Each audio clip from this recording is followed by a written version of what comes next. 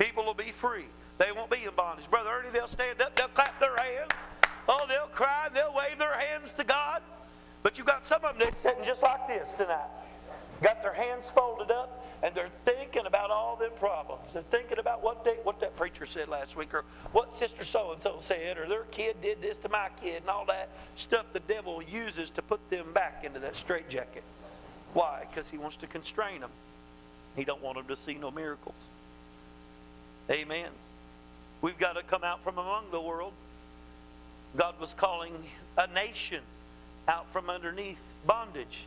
He was calling those people out, and he used Moses. You say, well, Moses, he really wasn't qualified. See, God qualifies who you wouldn't. He picks people you would never pick. Moses was a chosen man by God.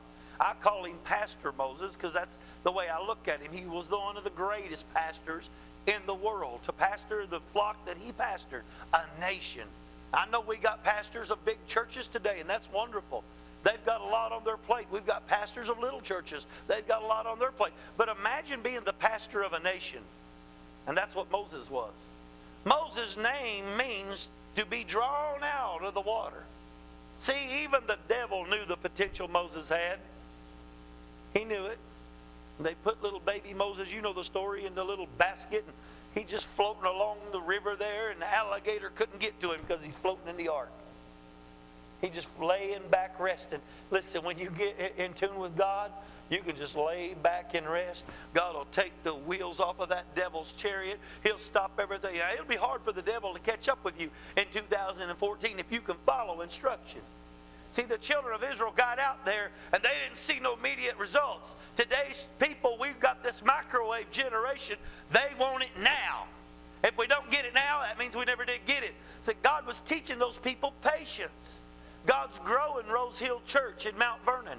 This is the second church we've started, planted this church. God called me to plant these churches. And I know there's a lot of folk in the past that, you know, Pastor Jay can never be used like that. Brother Jay, we know his background. We can't let him in the association because of this. We can't let him in here. But listen, I hate to just burst your bubble. But God said I didn't need all your cliches and all your gadgets and all your associations. What God chooses, he chooses the foolish things of the world to confound the wise. God will use who you want. So I want to look back and thank everybody that rejected me. I want to thank them tonight. Because had not been for them rejecting me and turning me away, God would not have birthed the ministry that I have today. God's blessed us. We planted this church in April. God's growing it. He's teaching us. He's growing leaders in the church. He's growing leadership. The children of Israel, when they came out of Egypt's bondage, the next day they did not get all these gigantic miracles just popping. No, they just kept walking. The problem was the 20% that left, they left and seen the first miracle coming through the Red Sea. Then they got a little hungry. And they got out there and began to rub their belly and said, we're hungry. We could have hung out by the pots and ate the flesh and the fat. And here we are out here in the middle of nowhere dying. How many knows it takes faith to please God? Their confession was stopping every blessing. Sometimes we announce things. So I want to announce some things good over you in 2014. I believe this is going to be the year that God's going to open up the door of blessing. I believe this is the year that God's going to do some things for you that you've only dreamed of, but you're going to walk into. I believe 2014 is not going to be the year where a few family members get delivered, but I believe it's where the whole family is going to get set free. I believe you're not going to see a few miracles of healing, but if you'll follow the leadership that God's put you under, you're going to see wholeness. You're going to see total restoration. I don't think you're going to have the struggles in 2014 that you had in 2013.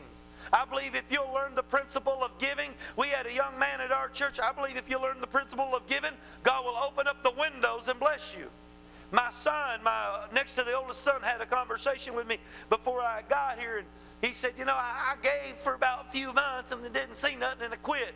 I said, what you do is you give till God opens the vent of heaven. I said, but he's looking for someone that will give until he can open the windows of heaven. And some people settle for a vent blessing when God says, I'll bless you all around.